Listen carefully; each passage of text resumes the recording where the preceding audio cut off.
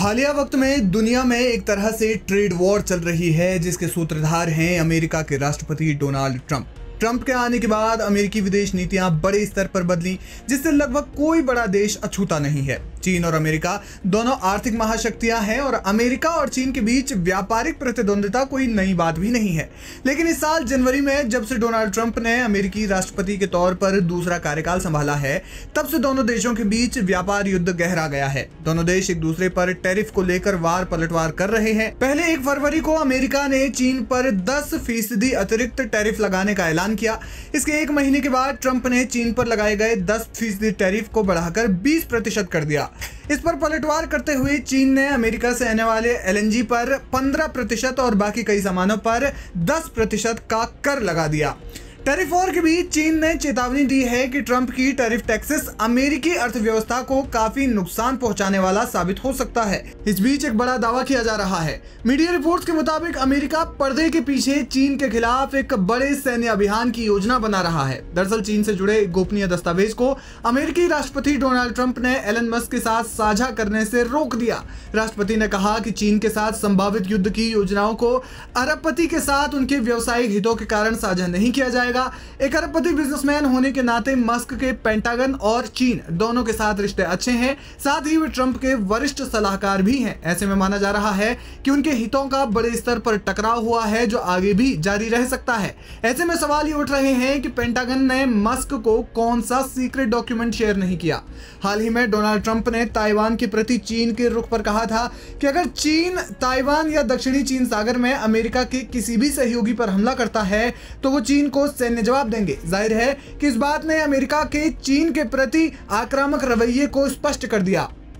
America Taiwan का समर्थन करता है, जिसके लिए उन्होंने ताइवान को बड़ी मात्रा में आधुनिक हथियार भी दिए। हालांकि अमेरिकी प्रशासन ने इस बात से इनकार कर दिया कि मस्क को जो दस्तावेज नहीं दिए गए उनमें कोई युद्ध या तनाव से संबंधित बातें थी।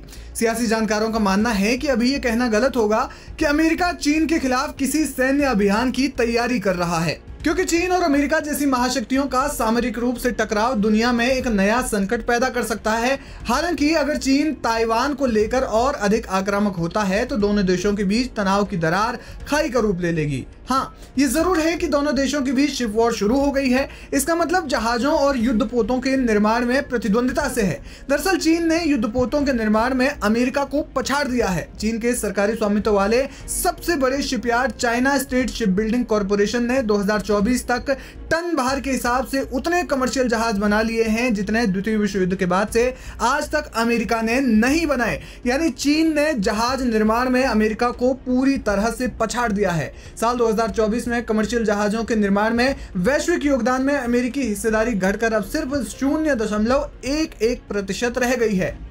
फॉरेन अफेयर्स मैगजीन की एक रिपोर्ट बताती है कि 2 दशक पहले तक अमेरिकी नौसेना के पास चीनी नौसेना के 220 युद्धपोतों के मुकाबले 282 युद्धबल जहाज थे। लेकिन 2010 के मध्य तक अमेरिकी बढ़त गायब हो गई और चीन आगे निकल गया। रिपोर्ट में कहा गया कि आज के समय में न केवल चीनी नौसेना सबसे बड़ी नौसेना है, बल्कि उसके बेड़े में 370 से ज्यादा युद्धपोत और पनडुब्बियों समेत कुल 400 जहाज हैं, जबकि अमेरिकी नौसेना के पास सिर्फ 295 युद्धक जहाज हैं। हालांकि अभी भी अमेरिकी नौसेना को गाइडेड मिसाइल, क्रूजर और विध्वंसक युद्धपोतों के मामले में बढ़त हासिल है। इसके साथ ही उसके पास 11 विमान वाहक युद्धपोत हैं, जो उसे सबसे ताकतवर बनाता है। इसका टन भार चीन से ज्यादा है। कई रिपोर्ट्स ये भी दावा करती हैं कि 2030 तक चीन के पास 425 जहाजों का एक मजबूत बेड़ा होगा, जबकि अमेरिकी नौसेना के पास 300 जहाज ही होंगे। जाहिर है कि अमेरिका इस अंतर को कम करना चाहता है और न सिर्फ कम बल्कि चीन को पछाड़ना भी चाहता है, जिसके लिए एक बड़ा कदम उन्होंने टैरिफ में इजाफा करने का उठाया है।